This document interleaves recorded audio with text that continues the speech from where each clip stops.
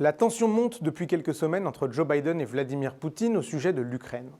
Les États-Unis font face à la pression russe, doivent gérer le soutien affiché par la Chine à la Russie et ont pour cela besoin du soutien de l'Europe. Mais Emmanuel Macron refuse pour le moment de céder à la volonté militariste des Américains pour tenter de résoudre la crise par la voie diplomatique. Selon vous, l'Europe peut-elle réussir à régler le conflit ?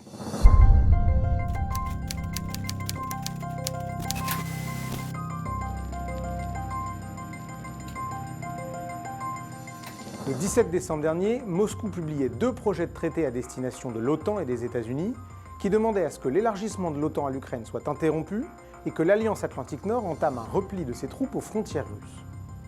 Les États-Unis et l'Europe se sont mis d'accord sur une position commune. Moscou n'est pas en mesure de demander un droit de regard sur le périmètre de déploiement de l'OTAN, l'Ukraine étant libre de choisir sa propre orientation. Depuis, les États-Unis ont officiellement répondu aux demandes russes dans une lettre rappelant que les Américains étaient déterminés à maintenir et à défendre la souveraineté et l'intégrité territoriale de l'Ukraine. Le chef de la diplomatie russe Sergueï Lavrov et le secrétaire d'État américain aux Affaires étrangères Antony Blinken se sont également rencontrés sans pour autant engager de véritables discussions de confiance. Washington a rappelé le déploiement de 100 000 soldats russes qui permettraient d'attaquer l'Ukraine du Nord, l'Ukraine de l'Est et du Sud. Et Moscou a dénoncé l'expansion effrénée de l'Alliance Atlantique. La Russie a également prévenu que le rejet de ces exigences serait suivi de représailles, faisant fi des menaces de sanctions exprimées par les Occidentaux, et notamment des mesures restrictives contre le gazoduc germano-russe Nord Stream 2 ou des menaces britanniques sur le gel des avoirs des oligarques russes en Angleterre. La France, présidente de l'Europe, a pour le moment décidé d'emprunter la voie diplomatique pour régler le conflit.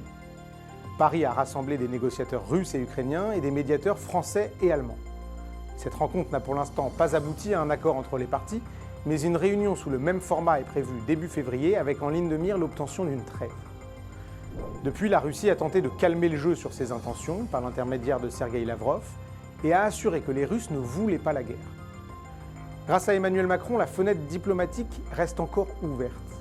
Selon vous, est-ce qu'on se dirige vers un règlement pacifique de ce conflit ?